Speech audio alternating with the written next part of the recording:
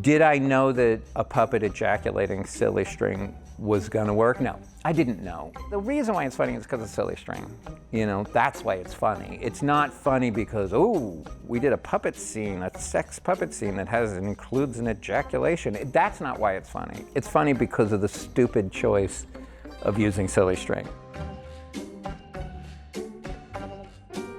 It feels really fresh to me right now, at a time when everyone's making not even sequels anymore. Now they're all making remakes. It's like I suddenly feel very old. All my favorite movies from when I was a young adult are now being remade. It just feels like there are rarely very original films, and this is a very, very original movie. We did a lot of rewriting on it, because that all started 10 years ago. And then we've been ready to make it for about 6 years, actually. And we had a couple of opportunities, but never with enough money I couldn't make it as a low-budget movie.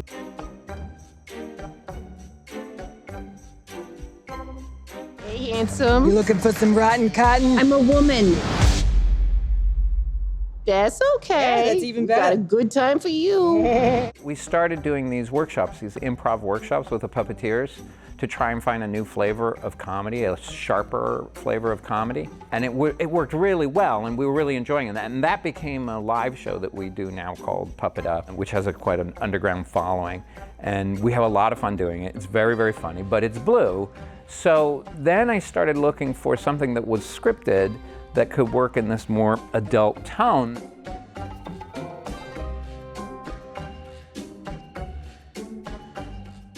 It's an incredibly technical filmmaking process. It's really, really hard.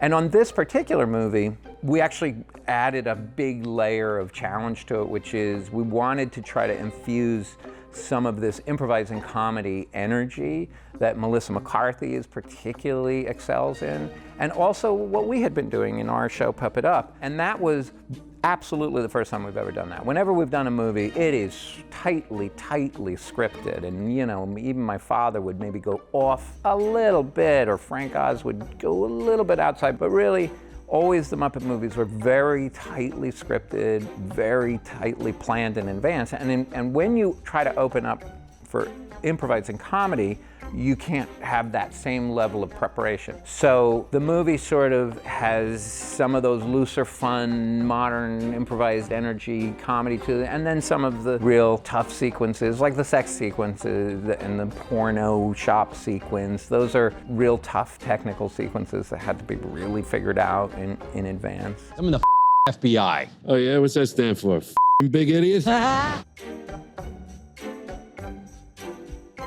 I love puppetry. I love the reality of a performer working through a puppet. I love what it can happen, and that it happens in real time, and it's spontaneous. The tough thing about working with CGI is you work real hard to make it convincing, and then once it's convincing, then you have to try to make it look like it was spontaneous. And if you can do it for real as a performance art form rather than a keyframe animation art form, it just appeals to me, and it appeals to me the way puppets move and all. And it's a movie about puppets living amongst us, so they should look like puppets.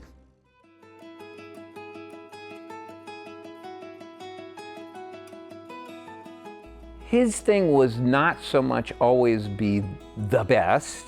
His thing was always try something unusual. Don't repeat what you did before. You know, bend it a little bit, do something unexpected. Who would have walked away from the Muppet Show like he did? You know, he made 5 seasons of it, and right when he could have started becoming crazy wealthy, he went, no, I'm done with that. You know, he liked to innovate and think out of the box, and that's kind of what his legacy was. It motivates me to be creative and also to be a good person.